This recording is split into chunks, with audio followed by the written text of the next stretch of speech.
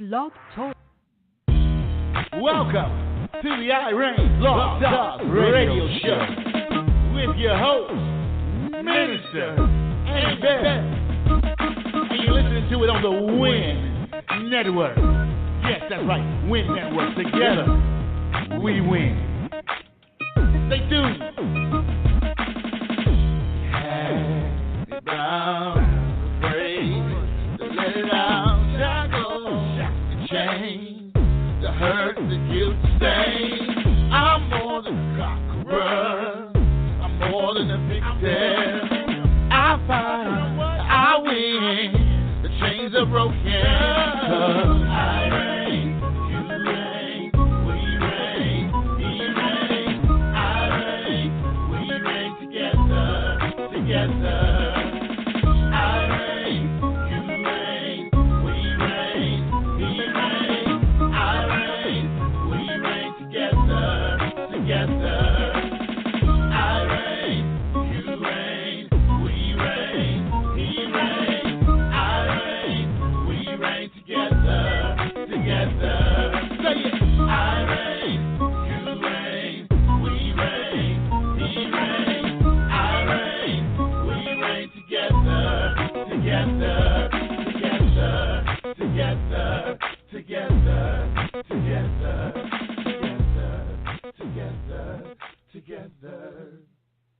Yes. Good evening. Welcome to the R.E.I.G.N Blog Talk Radio Show.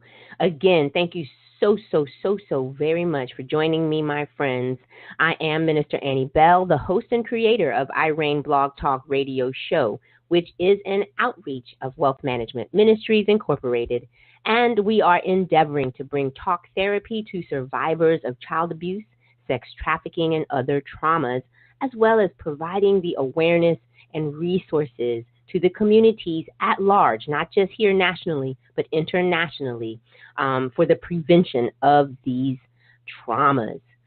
So I haven't talked to y'all in a couple of weeks since Valentine's Day. I hope that your love showed you your love even more that day, because they're supposed to show you love every day, right? But anyway, we just wanted to, again, wish you a happy belated Valentine's Day, because we took a little break off ourselves, my husband and I. So tonight, the topic is called Therapy for Victims of Sex Crimes. Mentally, emotionally, and physically, victims of sex crimes undergo trauma that seeps to the very core of their being. It's not just one facet, because when you consider sex crime, there is physical abuse. There is the taking of that person's body, emotionally and mentally. So much goes on, and not to discount any other trauma, but this again seeps into so many different components. But like a ricocheting bullet, there is no pattern of the pain or coping mechanisms that are exactly the same for every survivor. So we can't just take a cookie cutter approach to healing those who are gone through this type of trauma. As a therapist, one must be able to assess each individual and then attempt to create the therapeutic plan of care that will help the survivor heal. My guest tonight is Jennifer A. Murray. Now, she is with the fabulous, faithful Freedom Fighters, and she has been a therapist who has over 30 years of counseling victims of sex crimes.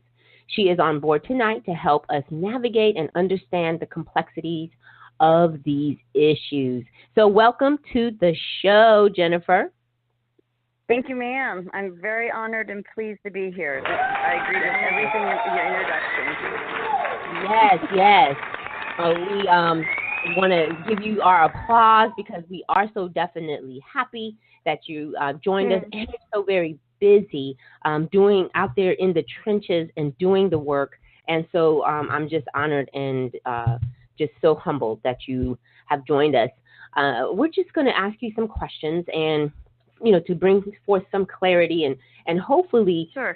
Even to bring you some more people who need the therapy because there's a large populace who don't think that they need therapy, especially, and it's a joke, but that we kind of say to each other in the Black community. But most Black men will not go to therapy or counseling. I mean, that is almost like trying to put a cat in a tub of water. It's like no, and so we joke about it, but it is so true, and I believe it has so much to do again with the times of the days of slavery and all the things that were handed down. So this is a Christian show, so feel free to say Jesus whenever the Holy Spirit hits you.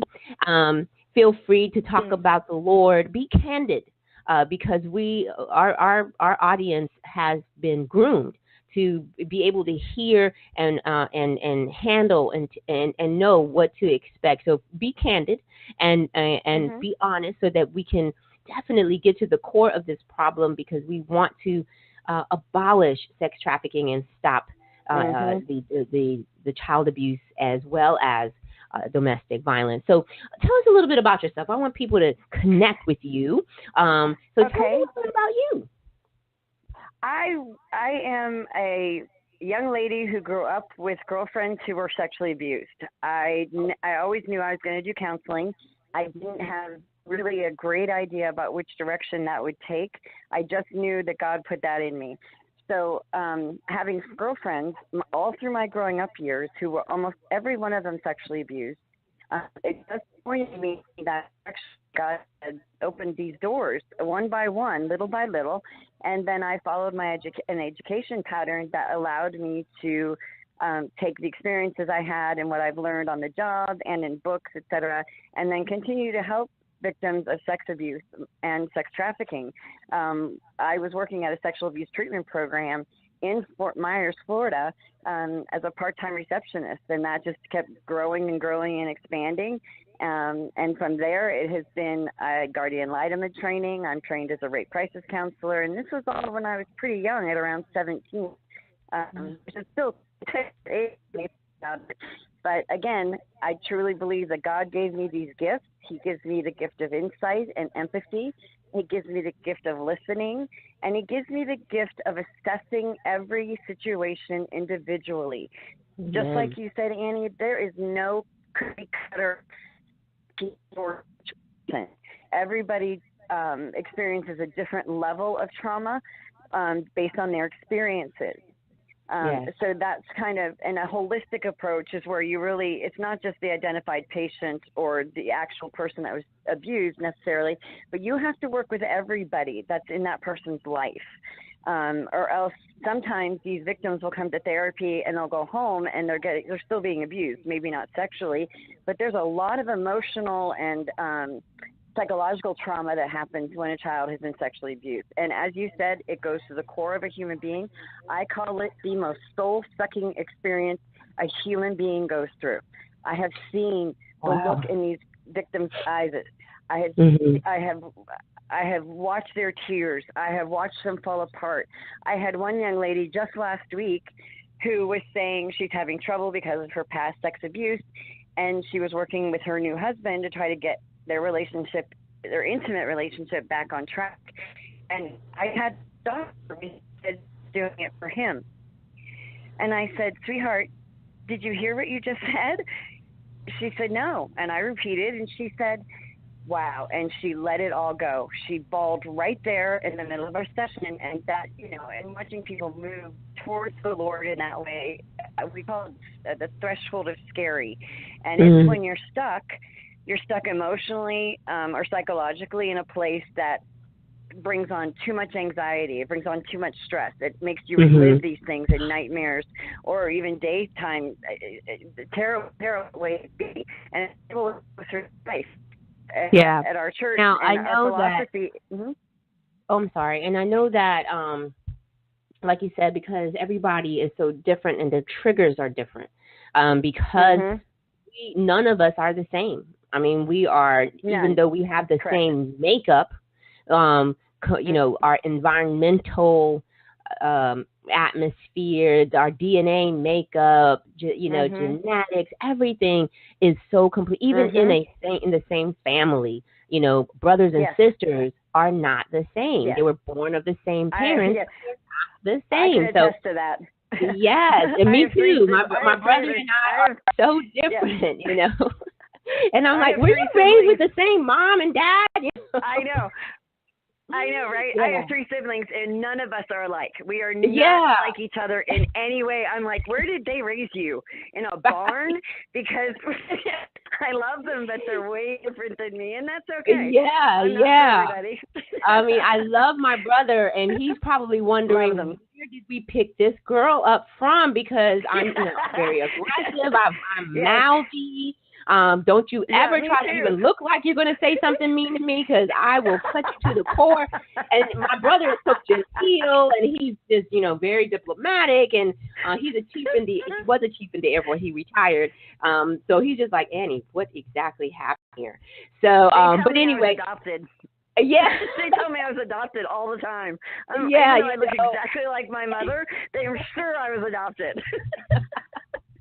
Yeah, it's like the only thing that really makes sense, because otherwise it doesn't Right? make sense. How can we be so different? I want to give you an It opportunity doesn't. to really tell us about fabulous, faithful freedom fighters. I'm going to tell you, just the name itself makes me want to put my boots on and get suited to go, kick some butt. And because I am extremely proud of this. Yes, tell us a little bit about. I'm so proud. Well, let me give you a little backstory. I've been doing direct therapy for a long, long time, and I took a break when my youngest son, he was real sick, and I've been staying home with him and homeschooling him now, et cetera. And then I had my health issues. Well, 3 years ago, I decided that because everyone was saying trafficking, it was kind of, in my circle, it was all over the place. It wasn't really put out there in the world much at this point, but people were starting to talk about it a little bit. But what I remembered was that when I worked at the sexual treatment program, we knew trafficking was happening. We called it pimping. A trafficker is just a pimp on steroids. That's right. what I want people to understand. They're pimps. And sometimes now pimps are sold. So that's kind of the core of where I was at. And I asked God, and I'm not kidding, I asked him some more, what do you want me to do? Because I felt like I had no purpose at that point. He said to me, write a end demand program. 17 months I took blood, sweat, tears, and chemotherapy for cancer, and I wrote a 12-hour sex crimes offenders program, or some folks call it a John School. Because we know 2 things about sex abuse and sex trafficking. One, we have to end demand. We have to end demand. Gosh, yes. Number one. That is the big thing. We're going to talk about that too, right? But yeah, go ahead. Yeah, and then secondly, we need more specialized therapists. I cannot count the amount of referrals I've received for counseling and crisis work from people and young women and men who have counselors, who have therapists. I had one lady. She was suicidal. She was on the brink. She hates sex trafficking for years and years. She even survived it 7 years. I said, "You're a miracle every day you wake up." But here's the thing. She said to me, and God, this is from God. This isn't from me. I am just his instrument. And she said to me, "One session with you helped me more than 2 years with my counselor." Wow. And you know what? That has got to be the most. And I don't mean to interrupt you, but you are touching, you are hitting up all my hot buttons. But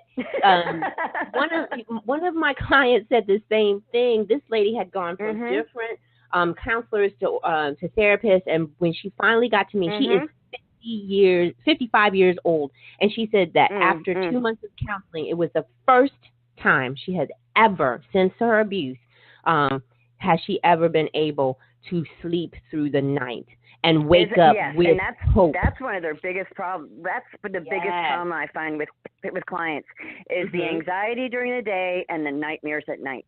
That's so a lot of times when I get these crisis calls or texts or Skype, I do a lot of it remote and online. And sometimes it's better for the client. It's easier for me. I don't have to travel as much. And I will send them like a little meme or something I made. Like I made one the other day that says, God shines light through the darkness. And I got a message back saying, "You inspire me every day." Wow. And yeah, exactly. Those are heart gifts, girl. Those are heart gifts. When you get that kind of feedback from somebody that you really are just, you're just doing what you do, because that's just me doing what I do. And to have that kind of feedback, it fills my heart. My heart is overfilled with. So I wrote this sex crime offenders program, or John School program.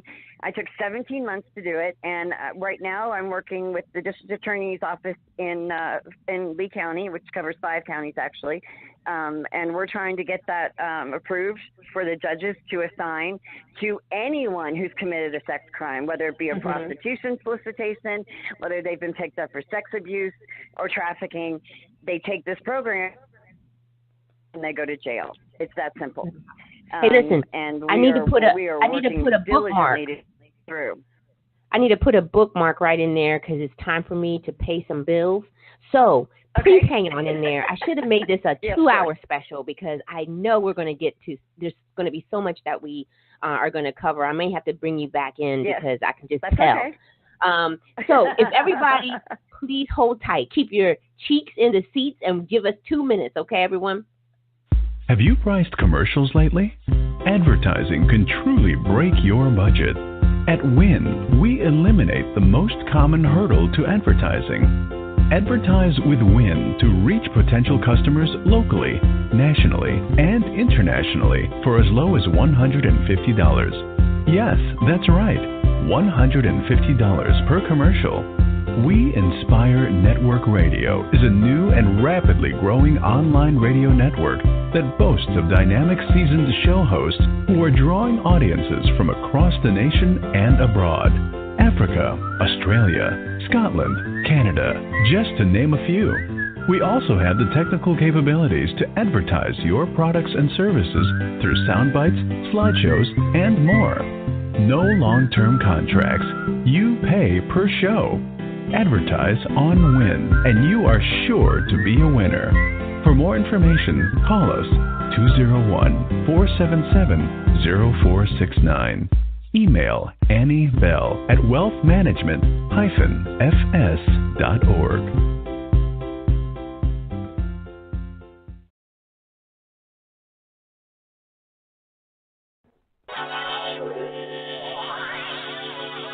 Welcome back to R.E.I.G.N Blog Talk Radio Show with your host, Minister Annie Bell.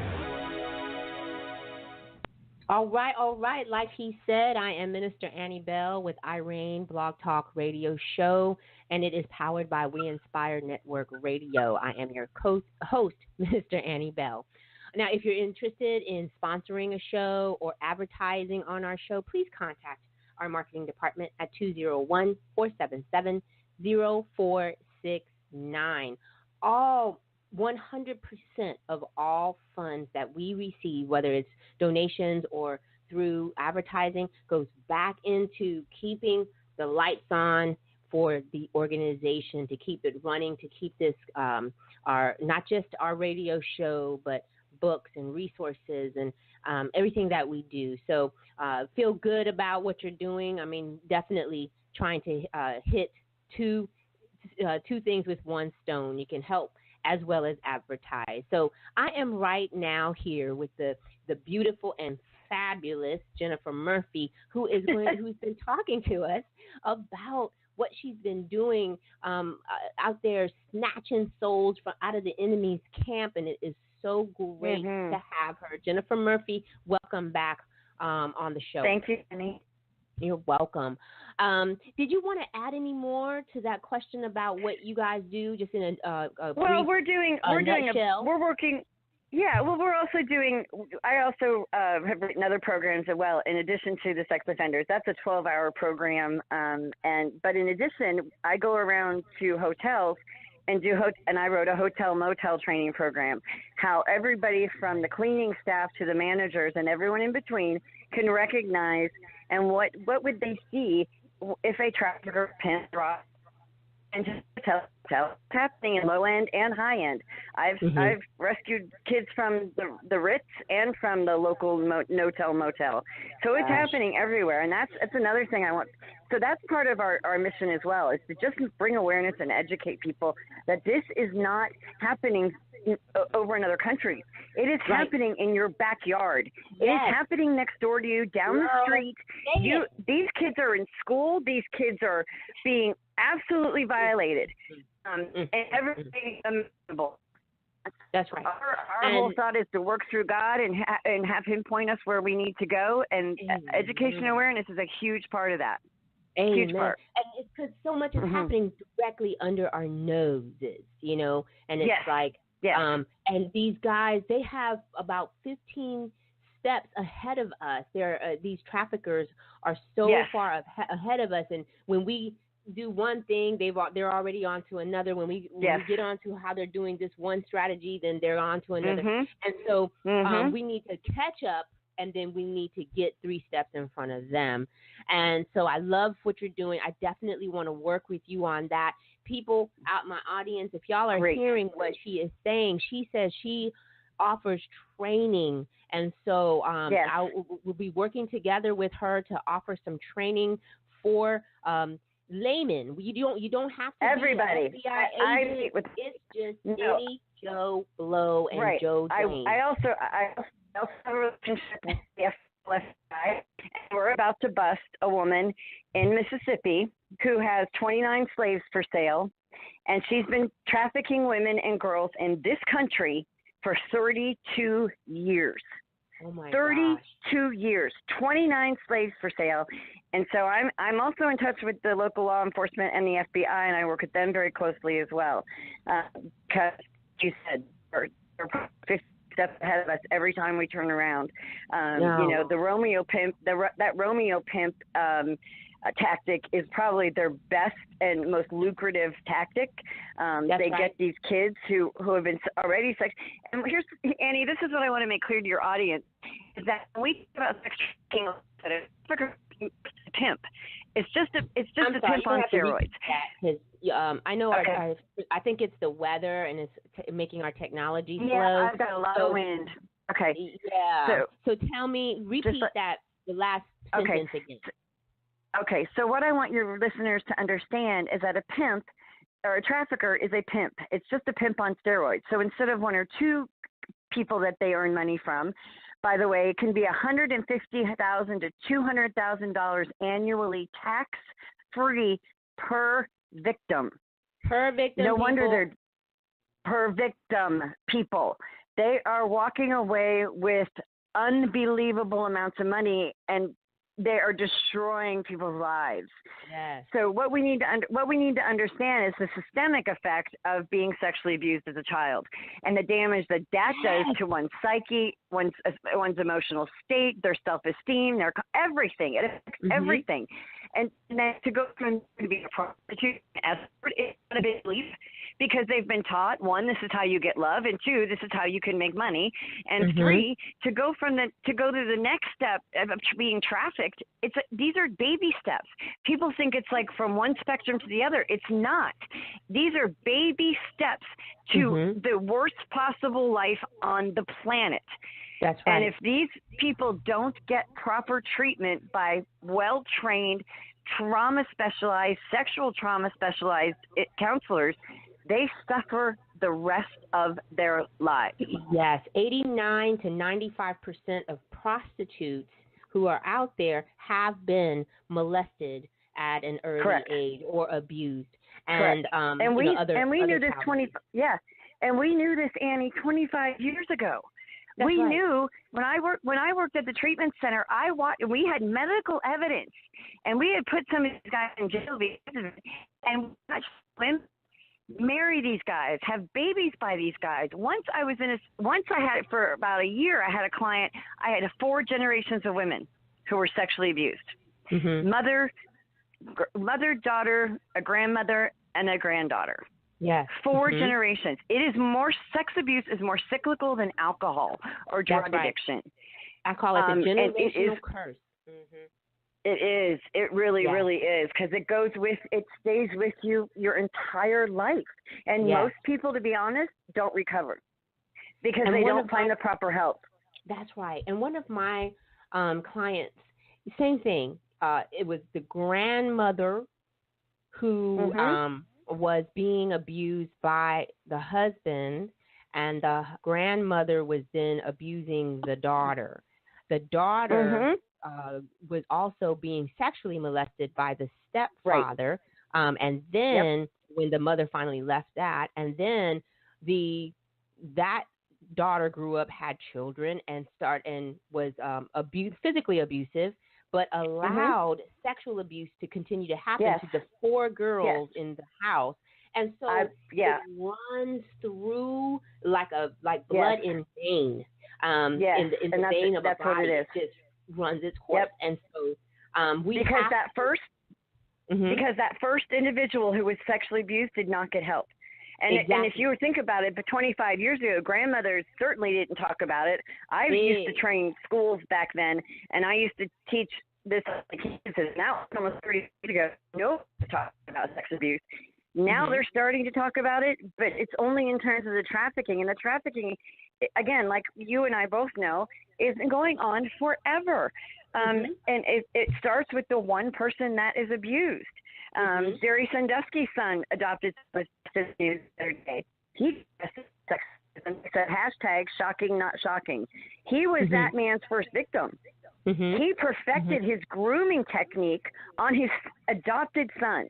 That's right. So where do you think that boy took that love and those techniques? He went out and he did the exact same thing. Thinking probably that he would not get caught. That's right. That's right. So I get a little. Go ahead. Because you and I are of the same school of thought. We need therapy. I am a survivor of child sexual abuse. And so without therapy, I don't know where. And, of course, without God. I mean, God is the essence of all my healing and everything. And so, but I needed that therapy that was going to present God to me in the right format, because to me, God was male. God is a male. And therefore, and the male that hurt me, to me, was an ambassador of God. And so for the longest time, I didn't even want to hear about God. Didn't want to hear about Christ. I'm sure. And I've heard those stories. Yes. Yes. It took me such a long time to be able to come to Christ and say, okay, let me give you a try. But what in your therapy? It's hard to believe when you've experienced those things that are so detrimental to you in every aspect, to believe that anything or anyone could love you. They feel like they were thrown away human beings. But I incorporate this in my therapy, and the reason we're Fabulous Faithful Freedom Fighters, because God is in everything that I do, and without Him, I would be nothing. I would do nothing. I'm a rape victim survivor, and a couple other things, and I've been there in a way as well. But I also have a unique perspective because I wasn't embroiled in it. But I don't do anything without God, and I certainly don't do my therapy without them. That's right. Thankfully, I'm getting, I will ask them respectfully if they have faith, or have they been a believer in the past, before I, start sending my encouraging memes and stuff like that to them, because those are all faith-based as well. And so far, everybody has said, yes, I had a relationship, or I have a relationship, or thank you for pointing out that God loves me no matter what. Because it's amazing. It's amazing. And here's something else I want to make sure people understand. When you're a victim of sex abuse and you don't get help, predators can smell you 100 miles away. Come on, you better say it 15 more times. Multi-victim. Predators. Yes. Yes. Once you've been a victim, especially of sexual abuse, a predator can find you 100 miles away. They can smell you. They will sniff you out, and they will groom you to get to your children to groom them. Come on. And, I put a lot of I have over 3,000 members in my R.E.I.G.N group, and I put up this newspaper article because it talked about yet another girl, mother's boyfriend who raped the daughters and even some of the boys, their sons. Yes. And I say, hey, why is there such a large community of women who are so desperate for love that they will allow to, and maybe not intentionally, but their children is almost bait? There are men out there, pedophiles, who are targeting single women, whether they have girls or boys, because they want to enact their sexual fantasies out on them, and they will be able to have full access. And then you move these men into your home that you have just it's insane. And at the Bang Bang shoe store. And so then now all of a sudden, you know, they have complete access. So complete and total free access. Yes. I'm going to have to take another break. I'm sorry. So give me 2 minutes, okay? And we'll be right back, everybody. Okay. Hello. My name is Minister Lloyd Bell Jr., CEO of We Inspire Network Radio. God bless you, and I am Minister Annie Bell, the COO of We Inspire Network Radio. We had you, our listeners, in mind when we created We Inspire Network Radio, or as we like to call it, WIN Radio. We incorporated your thoughts and opinions to ensure that our programming will embody true inspiration. And we will continue to bring relevant and heartfelt shows that cater to the needs and wants of our growing listener base. Please subscribe to our network so that you can stay connected. Join us here every week, where together, through God, we win.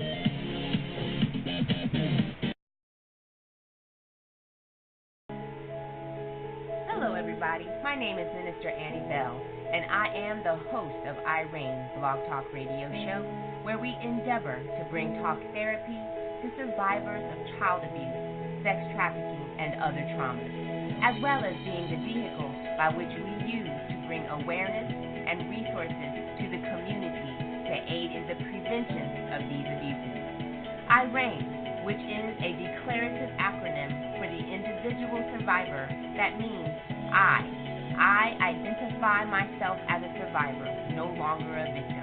R, reclaim my life. E, excel at living. I, illuminate the dark. G, grow in Christ. And N, nurture myself and others.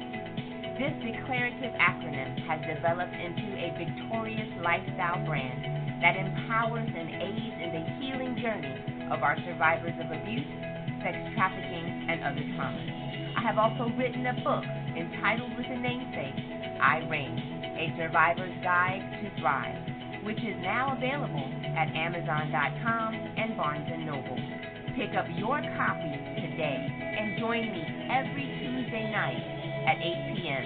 here on We Inspire Network Radio, where together, through God, we win. If we endure, we shall reign with Him.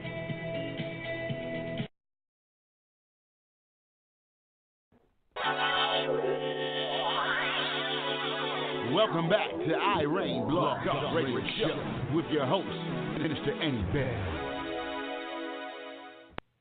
Yes, welcome back again. Thank you so much for staying tuned and staying with us. You're listening to R.E.I.G.N Blog Talk Radio Show, and I am your host, Minister Annie Bell. For those of you who don't know, Wealth Management Ministries is the umbrella organization, 501c3 nonprofit organization, and we endeavor to bridge the gap between the rich and the poor through the teaching of financial literacy, Christian counseling. We are back again with Jennifer Murphy, who I should have had more forethought and given more time to, but welcome back to the show, Jennifer. Thank you, Annie. Thank you so much. Thank you. I do want to commend you for being a survivor that not only is learning to thrive, but to also be able to turn back and be an illuminator, the I in R.E.I.G.N. And so I just want to go ahead and take a moment to just affirm your courage and your perseverance through that. You're welcome. Thank you. We had just finished talking about your therapy model. I know you say it certainly it encompasses Christ. And again, really, really when you think about it, God is the one that created us from the head down to the toe. And so it just really threw me for a complete whirlwind when the psychological community tried to tear it apart from Christianity or Yes. And I don't want to give it that type of sector, but the belief in God. And so when I believe that was one of the most perilous things that they could have ever done, because it made Christians feel like if they went to get counseling that they didn't believe in Christ. Mm-hmm. But really, right. if we go to God, it says Bible says God is our healer. He is Jehovah Rapha. Yes, ma'am. But he didn't say, I'm Mm-hmm. only going to cure cancer. I'm not going to cure Right. schizophrenia. I'm only going to heal you of that broken bone. But don't come knocking at my door about some, or emotional problems that you're having. He said he Right. is Jehovah Rapha.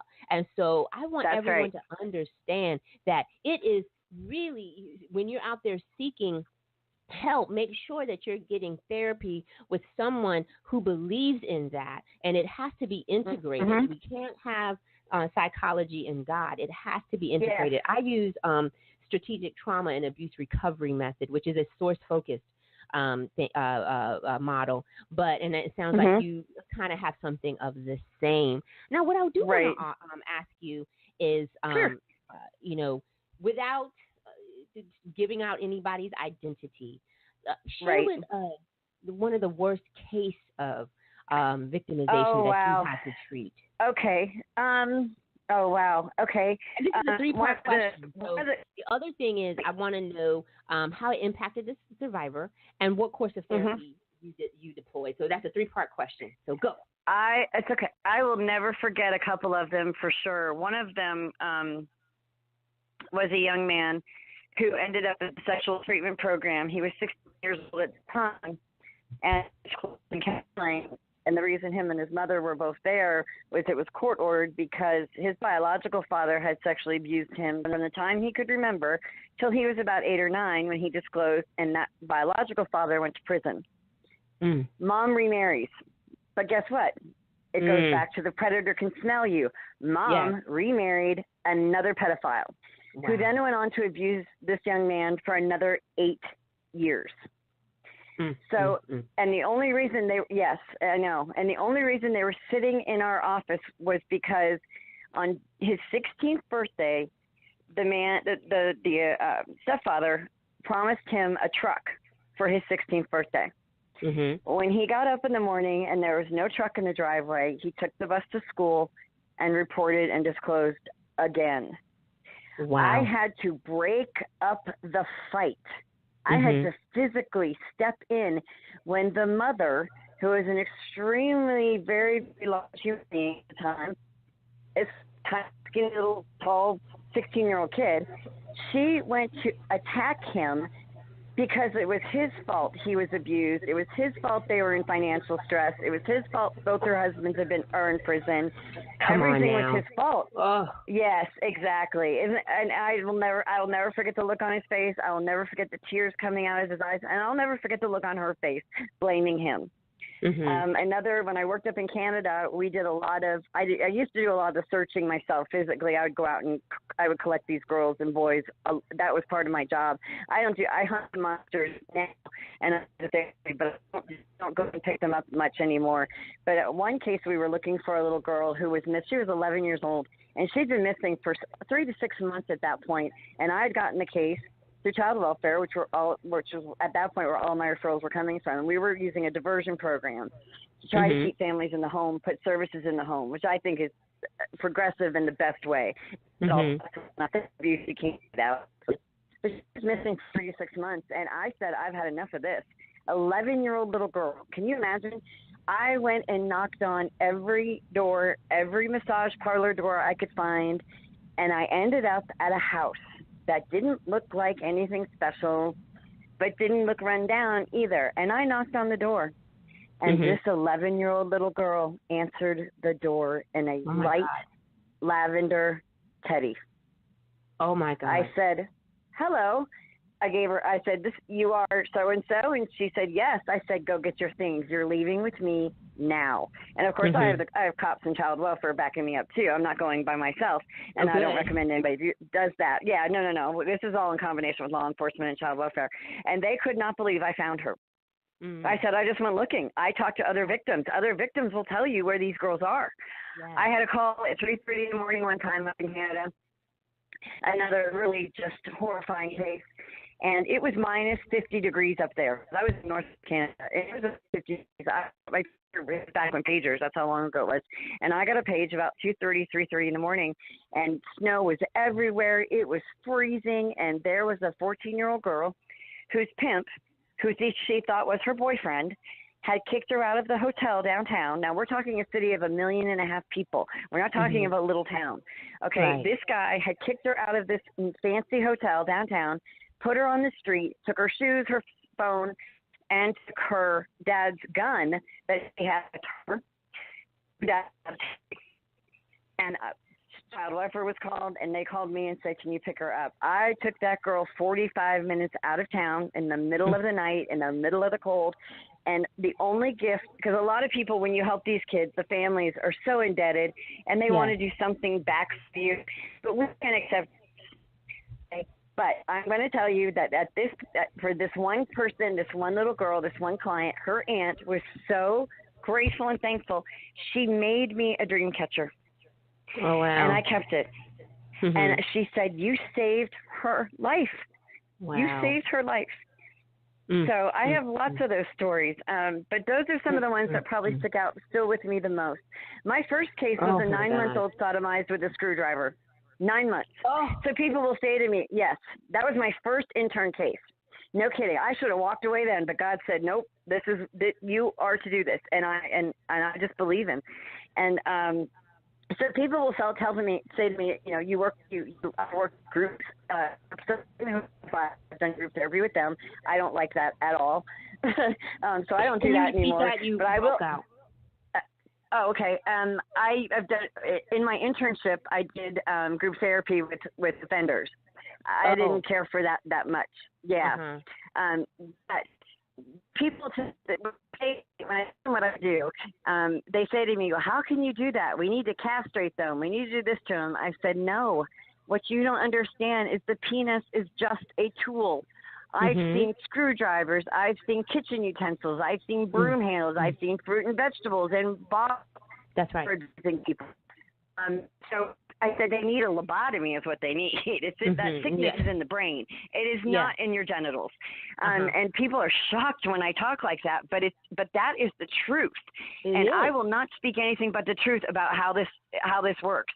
And That's so right. when they think about this, they say, that's even more horrifying than we thought, because a lot of people's conception of sexual abuse or trafficking is that, one, it's not happening here, and two, that it's just a physical thing between human beings. That's not it at all. And oftentimes it's not a genital crime. I mean, those predators will use whatever they have at their disposal. That's right. It's whatever they consider their phallic symbol. So it could be exactly. Those big pins that people, the grandmothers of the church used to use it to keep their hair and keep their hat on their head. Yes. That could be their phallic symbol. It could be, like you said, a cucumber. It could be anything that they are sodomizing, and to them. And I read an article where they, where it's talked about that pedophilia is really not curable. It's not. Do you know why? Go ahead. There's a Harvard study that was just done 2 years ago, and I was mortified when I saw the heading or the title of it. And what they're saying and suggesting now, and when I was horrified, so I read it. But what they're saying now is that, I'm not saying lesbianism or homosexuality is a crime or a sin. What I'm saying is that pedophilia, that abnormal sexual desire for prepubescent children, which is the actual definition of pedophilia, those people, it is in their brain chemistry, just like if you were born a man, but you're really a girl. And a lot of people do not understand that. And what they're saying now is there are no programs to help these people not offend. The study was based on a couple of young men, and one of the young men had reached out and said, look, I have these feelings. I watch this stuff on porn. I watch it online, but I just want to offend. That's right. And they're criminal till they offend. That's right. And what I also want to clarify here is as well is that there's many pedophilia groups. Now, there's groups out here, people, who are now trying to use the same strategies that the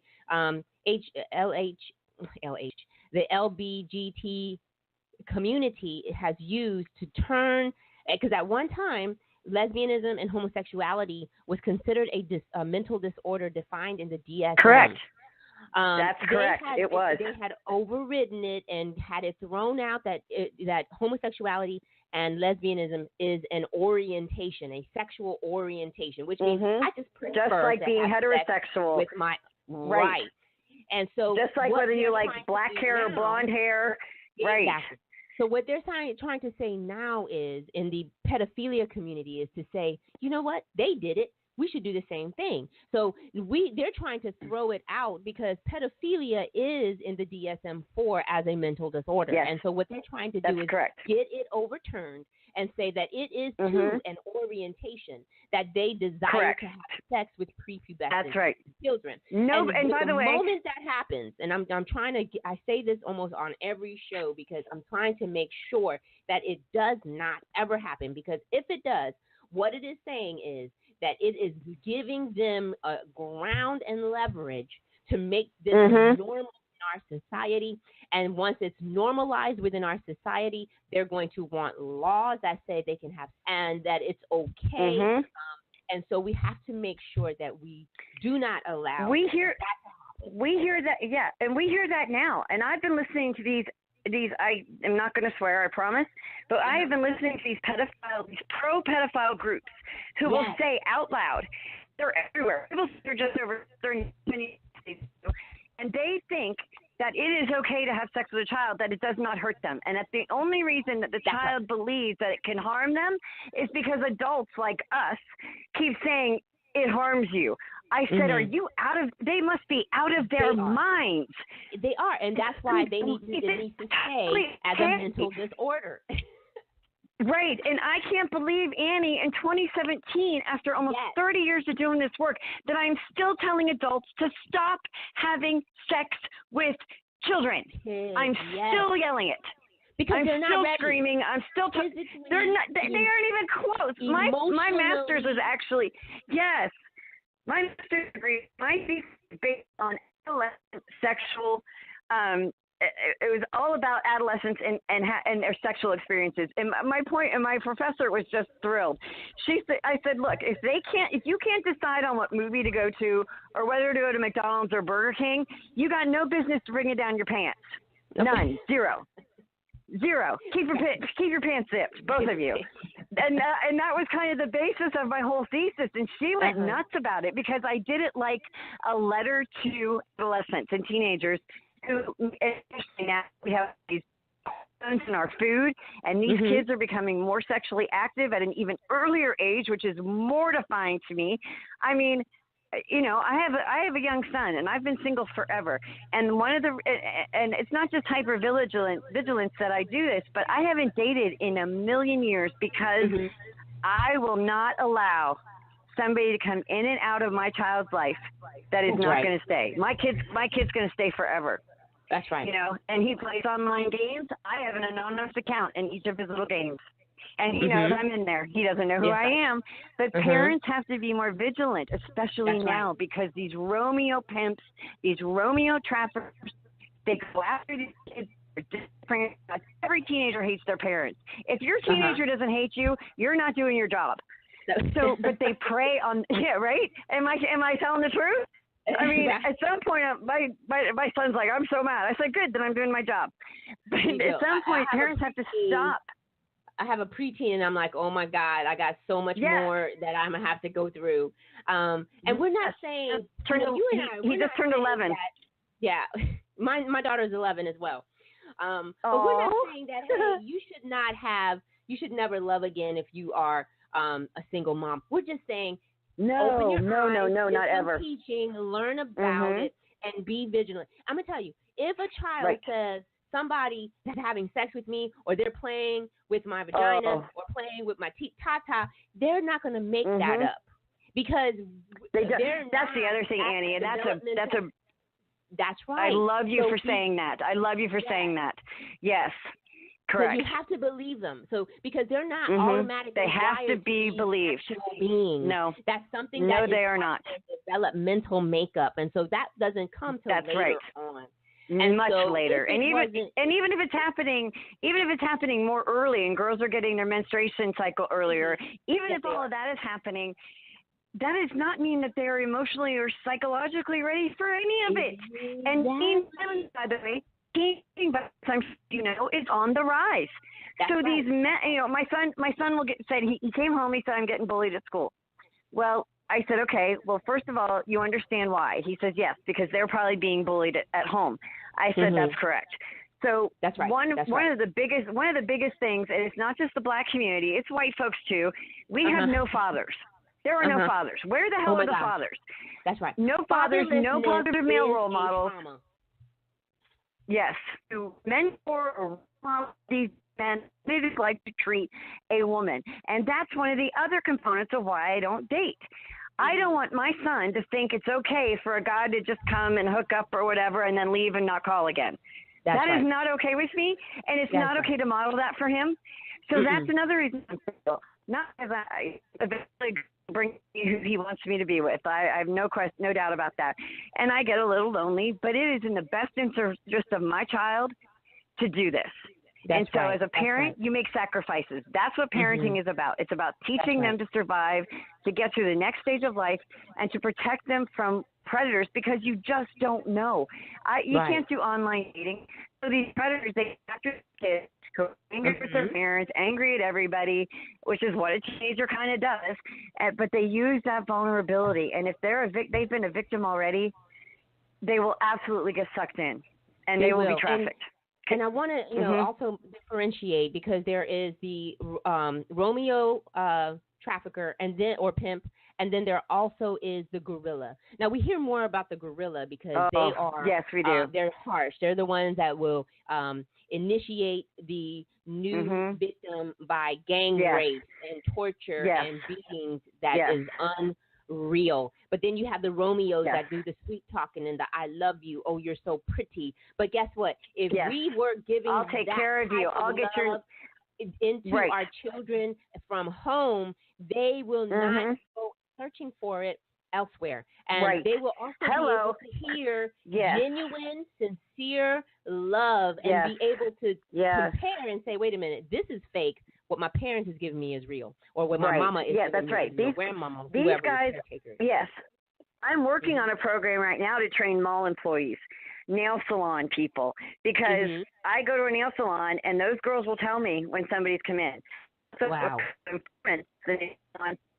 and hotels on my side of town, and I live on a really good side of town in a really good neighborhood, but we live near a main street. And they tell me when they're there, and I go and send the cops, etc. But they'll get their nails done, they'll get their hair done, they'll take them to the mall for shopping. But what don't see when they're at him, and there's 15 guys in 12 hours coming through or more. Sometimes it's more. And as soon as they walk through the door, they lose their shoes, their cell phone, and their clothes. That's right. And that's part of and that's just before any of the guerrilla tactics of brandishing them. We haven't talked about that. These trafficking victims get branded. They absolutely get tattooed. Like cattle. Yes, like cattle. Isn't that unreal? These are these are babies. Oh my God, they're babies. Yes. Listen, we have a few more minutes. We're going to go over. I'm just going to tell you right now. And as the owner of the station, I'm going to make an executive decision. But I want to make sure, and I'm going to also skip the rest of our commercials. But I want to make sure I get to a few more of these questions because I think it's so very needed. This is great. This is fantastic. Yeah, I know. I'm loving it. What is I HP? am. And how does it relate to sexual abuse and prostitution? Okay, well, here by the government of trafficking in persons on the TIPC report, and it is literally just pimping with more than several victims, and that is the coercion and sale of through force or drugs or addiction or any of those things that they can suck somebody in with, and then they sell them. It's like a bait and switch, really. It's if you're going to talk about it in those terms. You kind of went out. Tell us what HP is one more time. Okay. Okay, human trafficking is the force of coercion or through addiction, drugs, or physical force and manipulation, selling other beings, or either for sex or labor, because there's different kinds of human trafficking. But we're talking about sex trafficking because that's my specialty, and that is the force or coercion of sexual activity by somebody in a power of authority or power over another individual.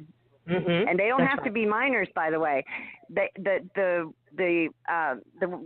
girl, the lady, I use that term loosely for her, but the pimp, the trafficker in Mississippi, who's been doing it 32 years in this country, she has no idea how Scott come on her, and she doesn't know where I am or what I do.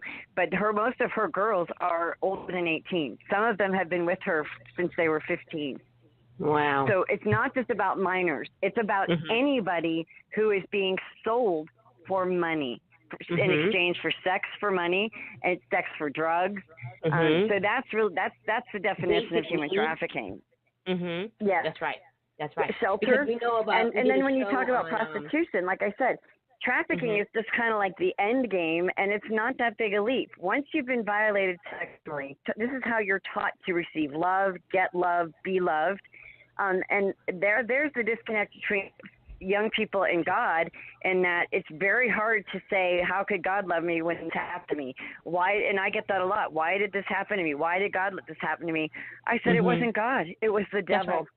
That's right. It was Satan. And I try to make people understand, we are not just in a battle of the flesh.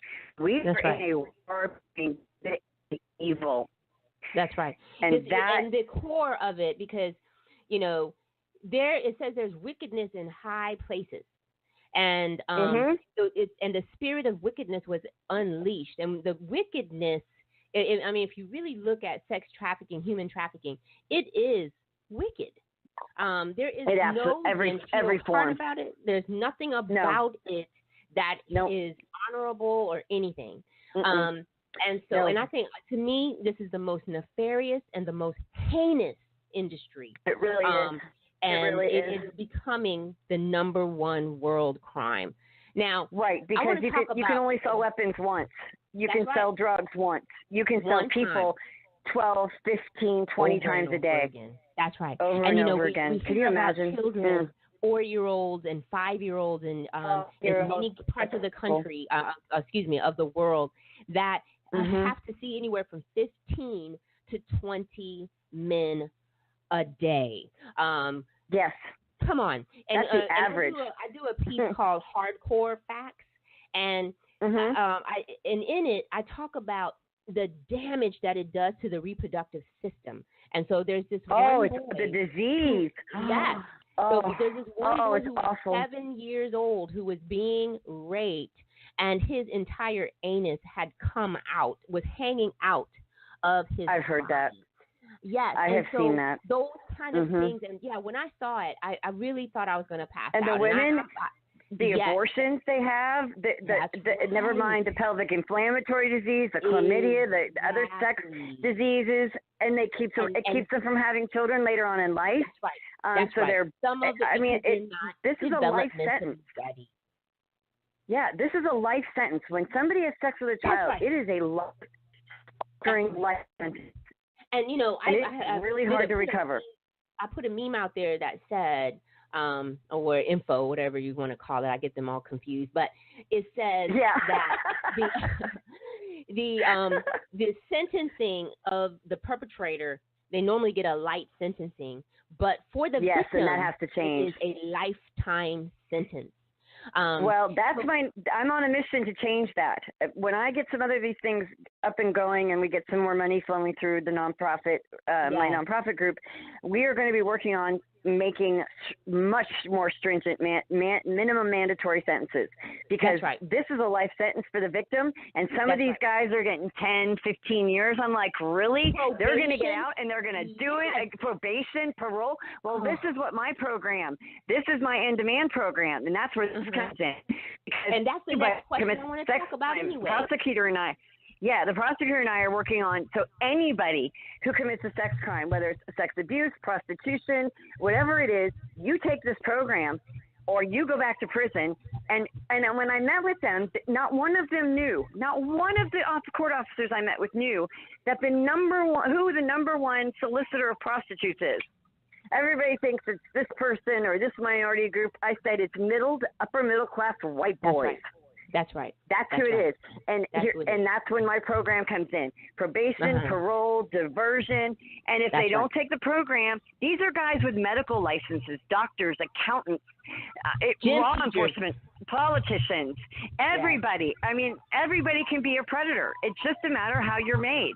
And so what my program does is say, here, I'm going to teach you. You think you're just buying sex? You're not just buying sex. You're having sex with somebody who learned to have sex when they were a child because they were violated. Not a big step being used to prostituting yourself, even if you're looking for love or what they call survival sex now. Because people will tell me, well, they wouldn't be out prostituting if they didn't really want it. They don't want you to touch them. And this is what part of my program is, social and clinical. So the clinical part is to explain to them the effect of what they're doing and what has already been done to this person they think they're just buying sex from. And sometimes I've talked to prostitutes who'll say, oh, they just want companionship. No. Okay, well, tell them to get a dog. That's right. That's what a dog or a cat's for. A human being is not bought for companionship. Dog or cat either. Yeah, please don't. Oh, my Lord. There was an article on one of. Yes, I have 4 on my newspapers, Annie, dedicated to these topics every week come out on paper. And I just saw one, the guy got busted having sex with a dog. And it's just mortifying. It's absolutely mortifying. So it's not a big step to go from sex abuse to the prostitution to the escort type thing to not a big leap at all. That's right. And one last comment I want to make about demand before I give you, I'm going to give you 2 more questions real quick. But, you know, to end demand, like you were saying, we have to go straight. To end the sex trafficking and prostitution and child exploitation is to go straight to the source, which is the demand. If there was no demand, there would be no supply. That's right. That's right. We and to end demand, we can't. Our country and other countries are so bad at re-victimizing the victim. They were a victim, so they are not a prostitute. They are victims. Right. That's right. But they'd rather slap a charge on the victim rather than the John. Not only that, but some of these sex traffickers, and give them time. But we really need to get more harsh on the Johns who are out there purchasing it.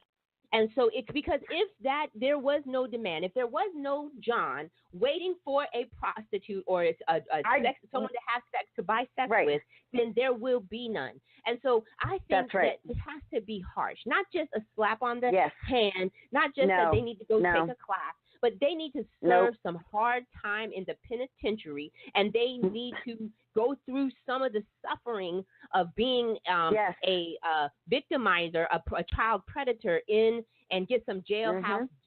And so that they can come out and say, no, I'm not going to go buy any sex. No, I'm not going to do this. And when we bring down and decrease the demand, then we can get some control over this this whole situation. My question to you is, and we talked about it, some people have gone through counseling and it didn't work for them, or there are some that just don't even believe in therapy. What would you tell that person to encourage them to seek healing? One, that they're a child of God and that God loves them. No matter what happened to them, God loves them, no matter what. Number 2, the only way, and I mean the only way to go from a victim to survivor is to the painstaking process of talking about it. It is not their shame. It is not their pain. It is not their crime. It was not about them. It was about the abuser. It's not their fault. And I asked them to, yes, amen. Because I asked them to lift the shroud of shame from them because it doesn't belong to them. They are free in Jesus. They are free and loved in Christ. And that is how I touch them. And then Amen. a lot of it's just about relieving their anxiety. The anxiety that they have during the day, the hyper emotional state that they're almost always in because of the fight, flight, or freeze response. A lot of psychologists don't get that. And I've part before where you have a fight or flight, but there's also a third state, and that's freezing. And I agree with that's when you get stuck too. That's when you get stuck too. And the people, and and a lot of my crisis calls come in October, right before the holidays, and they come right after the New Year in January. I got 5 new referrals in January because I said, look, and somebody asked me why, and I said, they anticipate the harshness or the emotionalness of the holidays. Some of these people have to go spend time with their abusers if the person has not been put in jail. Sometimes these abusers are at the dinner table, and they have to be in the same area, which I think is sickening. But they do. So they freeze. They freeze their emotional state. They freeze everything until they get through it and past it. And then after the first, everybody goes, okay, and they let it all out and let down. And now all of a sudden, all that flood of emotion is upon them. Yeah. So that's when I get a lot of my calls. And a lot of my work is sometimes just reassuring them that there's somebody who does care, who does love them, that will listen to them, that absolutely believes them without a shadow of a doubt, believes what they're saying and believes what they've been through, and to encourage them to speak about it. It is hard. Right. I took a long time, and I haven't told very many people I was raped. That's right. I did not tell that people I was raped. And I talked about it with a counselor and therapist. I was not over it, and I wanted to know why God let that happen too. So I have been in the situation to some extent. I'm not comparing myself to abuse victims because it's a completely different thing. And a lot of people, maybe your listeners don't know this either, but rape and sexual abuse, it's not about sex. It's not. It's about power and control. Power and control. That's right. Right. That's right. That's the reason when we're talking about the tools, that's why the penis is just a tool, because it's not about physicalness. It's about the mind. It's about the heart and the soul, and having control and power, and those people usually are very small. They're very small people inside. They are lacking something. They're lacking empathy or sympathy, or they're lacking something in their psyche or emotionalness that they cannot put themselves in that person's shoes and say, wow, this is really, really, really wrong. And then they continue to perpetrate. And That's right. I do want to, before we, finish this program, I want to make sure my listeners can get in touch with you, get into your training programs. Feel free to send me any of your events or training programs or website or whatever, and I'll share it with everyone. But how can they get in touch with you? Thank you so much, Annie. And you're welcome. Oh, they can reach me on Facebook at Fabulous Faithful Freedom Fighters. And they can get links to my online newspapers. I post the articles there almost every day. So they can really get it. And they can donate money because I can't do this without help. I need volunteers to put the word out. We also use an app. I'm not sure if you guys use it, but we have an app on our phone called Traffic Cam. And this app is absolutely extraordinary. And we use this all the time, up and down Florida, especially with all the transient and seasonal people and all the hotels we have. And what you do is you load the app, you go to a hotel, you take pictures of each of the various rooms and layouts that they have. You take 4 pictures of each room. You upload this to their database. 1% can access this database. And we are identifying victims of exploitation and abuse and trafficking in much greater fashion. We are rescuing children. Yeah, it came out about a year ago. Traffic Cam, like camera? Cam, yes. Yeah, and it's by a group called R.E.I.G.N. There's a couple different apps when you go to your Play Store, and it might say like a red light cam thing. This is not what we're talking about. So you have to look for traffic. It's traffic and then little cam, one word, and it's by a group called R.E.I.G.N. And they are the ones that developed it. And we launched it about 6 months ago here in Southwest Florida through my group. And I have people all over the state, all over the country doing this for victims. They're all everywhere. They anywhere. It doesn't matter. They can use it and download this app and upload these pictures. And with just the bedspread, sometimes will tip us off where they are. Yes. A picture hanging on a wall will tip us off where they are. So it's a remarkable thing, and I'm so proud to be a part of it. Yeah. Well, listen. Thank you for that. I'm gonna try to find it, and everyone, I'm gonna try to load it up on our on our group. And Jennifer A. Murphy, you are definitely a fighter and a warrior, and I am so humbled and honored to know you. Thank you for your time today and for all the work that you are doing. You're welcome. God bless, Annie. Thank you so much. God bless you as well. All right, everybody. That moment that I call wisdom to reign. And today I want to say, be a part of the solution, not the problem, by becoming an agent of change. To make a donation or get in touch with me or my team, please go to www.wealthmngt.org or follow us on Facebook and Twitter and even the YouTube at R.E.I.G.N Blog Talk Radio Show. On Facebook, it's R.E.I.G.N Stop Abuse and Abolish Sex Trafficking. Please subscribe, be a member so that you don't miss a beat. Repeat after me. I reclaim my life. I excel at living. I illuminate the dark. I grow in Christ, and I nurture myself and others. Let's reign together with Christ. Amen. See you next Tuesday. Amen. Bye-bye, everybody. Bye-bye.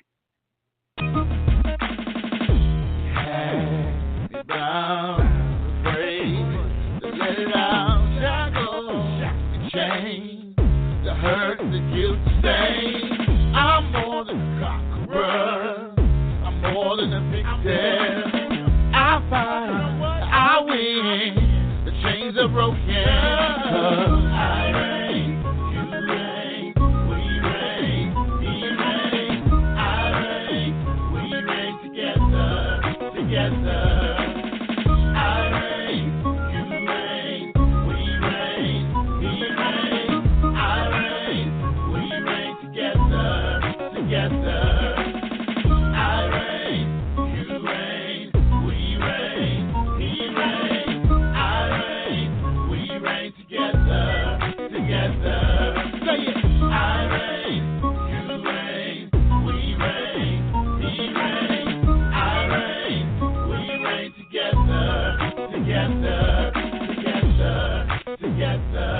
Together.